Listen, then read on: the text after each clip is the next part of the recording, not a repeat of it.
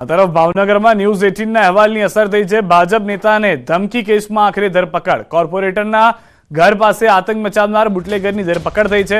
Bootlegger આશીષ પરમારની પોલીસે ધરપકડ કરી છે। આરોપી સામે પ્રોહિબિશનના ગુના પણ નોંધાયેલા છે। સવારે ન્યૂઝ 18એ સૌ પહેલા પ્રસારિત કર્યો હતો અહેવાલ। ભાજપના મહિલા કોર્પોરેટર સેજલબેન ગોહિલે વિડીયો વાયરલ કરીને આરોપ લગાવ્યા હતા કે બુટલેગરે તેમને અને તેના પતિને મારી નાખવાની ધમકી આપી હતી।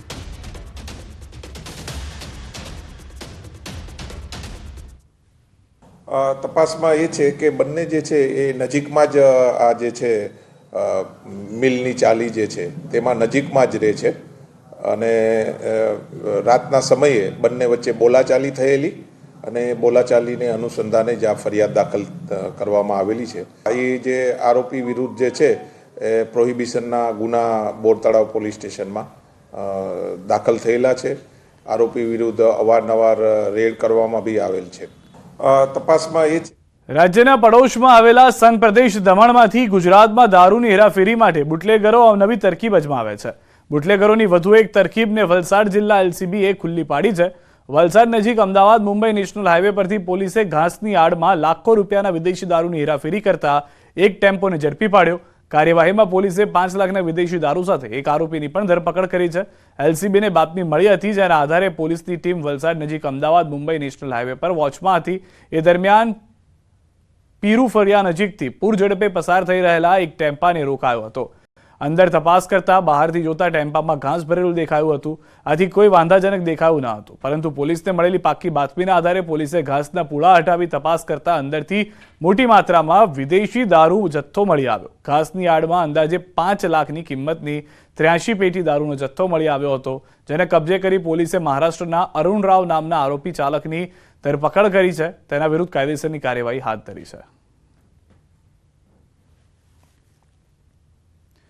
આ તરફ વાંકાનેરના દીગડિયા ગામે દીપડાની દહેશત જોવા મળી રહી છે। દીપડાએ રાત્રિના સમયે પશુપાલકના વાડામાં પશુઓ પર હુમલો કર્યો, જેમાં 4 ઘેટાના મોત નીપજ્યા, જ્યારે 1 ઘેટા સહિત 2 પશુ ઘાયલ થયા। ત્યારે દીપડાના હુમલાની જાણ થતાં જ વન વિભાગે દીપડાને પાંજરે પૂરવા તજવીજ હાથ ધરી છે।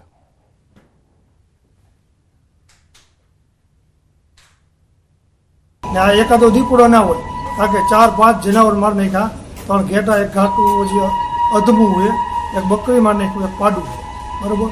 એટલે જોખમ છે ને, ફોર્સ આનું તાત્કાલિક પગલાં લે અને જેમ બને એમ પકડે તો સારું। એને જે ખેડૂત માટે મોટો જોખમ છે। 2 ઇજાગ્રસ્ત છે, એક પાડી અને એક ઘેટી મોટી, અને 4 મરી ગયા। 4 મરી ગયા છે। અચ્છા, કેટલા વાગે આ બનાવ બન્યો હશે દાદા? અમે હાજર હતા નહીં, બરોબર।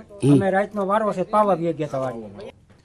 અંબાજીથી સમાચાર। દાતામાં અંતિમ સંસ્કારને લઈને ઉભો થયેલો વિવાદ શમ્યો। વાલ્મીકી સમાજના પ્રશ્નોનો આવ્યો નિકાલ। 2 કલાકના ધરણા બાદ આવ્યો પ્રશ્નનો અંત। ગામમાં અંતિમ સંસ્કાર માટે જગ્યા ન મળતા વિરોધ કર્યો હતો। મૃતદેહ સાથે દાતા મામલતદાર કચેરીએ પહોંચ્યા હતા। લેખિતમાં ખાતર બાદ મૃતદેહની અંતિમ વિધિ કરાઈ। એક વ્યક્તિનું થયું હતું આકસ્મિક નિધન।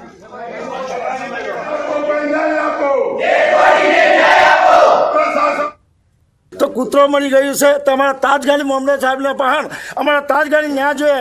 આ ન્યાય નહીં મળે ત્યાં તો અમે બોડી નહીં ઉતારીએ, લઈ જાય, અને આ ન્યાય નહીં મળે ત્યાં તો અમે ભૂખું આત્મા પર ઉતરવાના છીએ। આજ રોજ અમે વાલ્મીકી સમાજના અમારા ભાઈની ડેડ બોડી અહીંયા મામલતદાર કચેરીએ લઈને આવ્યા છીએ, અને જ્યાં સુધી દાંતા તાલુકાના અંદર આવા બીજા કેટલા ગામ છે એની પણ તપાસ થવી જોઈએ। વધુ માહિતી ન્યૂઝ 18 સંવાદદાતા મહેન્દ્ર પાસેથી પણ મેળવીશું। મહેન્દ્ર, જે રીતની પરિસ્થિતિ થઈ છે અંબાજીની અંદર, શું મુખ્ય માંગ છે અને હાલમાં શું નિરાકરણ આવ્યું છે?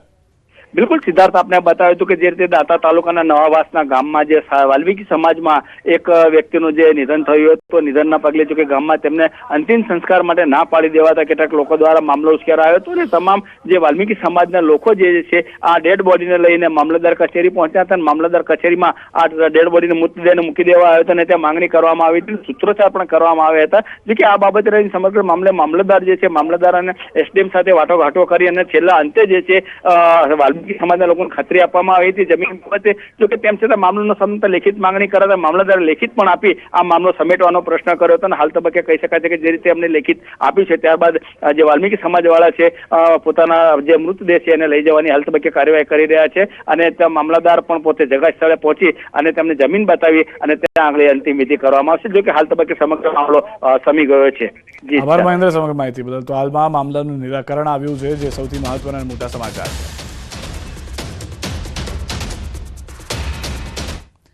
સમાચારોમાં હાલ રોકાઈશું એક વિરામ માટે. આપ જોડાયેલા રહો ગુજરાતની number 1 news channel news 18 Gujarati સાથે.